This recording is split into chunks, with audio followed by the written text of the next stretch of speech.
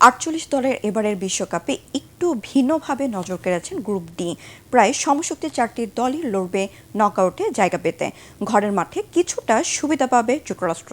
ইউরোপের dark horse তুরস্ক, Latin রক্ষণ প্রাচীর প্যারাগুয়ে আর এশিয়ার চেনা শক্তি অস্ট্রেলিয়ার উপস্থিতি জানান দিচ্ছে এক জমজমাট লড়াইয়ে।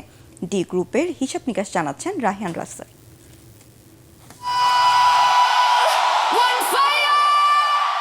এবারে বিশ্বকাপের সবচেয়ে রোমাঞ্চকর লড়াইয়ের আভাস রয়েছে গ্রুপ ডিতে।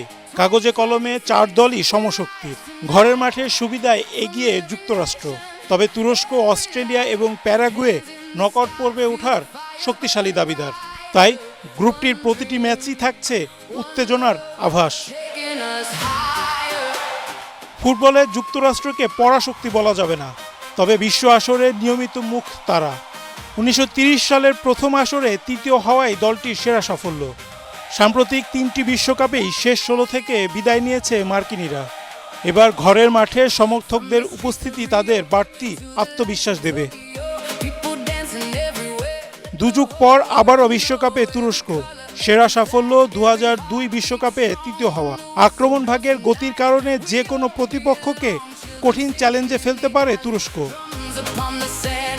টানা 6ষ্ঠ বিশ্বকাপে এবার অস্ট্রেলিয়া। শেষ 16তে খেলাই সকারুদের সেরা অর্জন।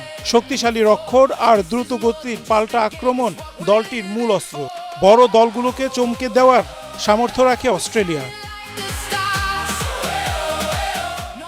আর্জেন্টিনা, ব্রাজিল ও উরুগুয়ের মতো শক্তিশালী দলকে হারিয়ে 16 বছর পর বিশ্বকাপে ফিরেছে প্যারাগুয়ে। দলটি শক্তি জমাট রক্ষণ।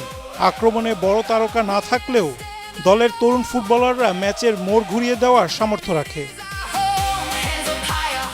13 জুন শুরু গ্রুপ পর্বের লড়াই। প্যারাগুয়ে খেলবে যুক্তরাষ্ট্রের বিপক্ষে। অন্য ম্যাচে লড়বে অস্ট্রেলিয়া, তুরস্ক। 19 জুন তুর্কিদের প্রতিপক্ষ প্যারাগুয়ে আর স্বাগতিকরা খেলবে অস্ট্রেলিয়ার বিপক্ষে। এই গ্রুপের সবশেষ ম্যাচ হবে 26 জুন। একই সময়ে লড়বে যুক্তরাষ্ট্র, তুরস্ক আর অস্ট্রেলিয়ার মুখোমুখি হবে প্যারাগুয়ে।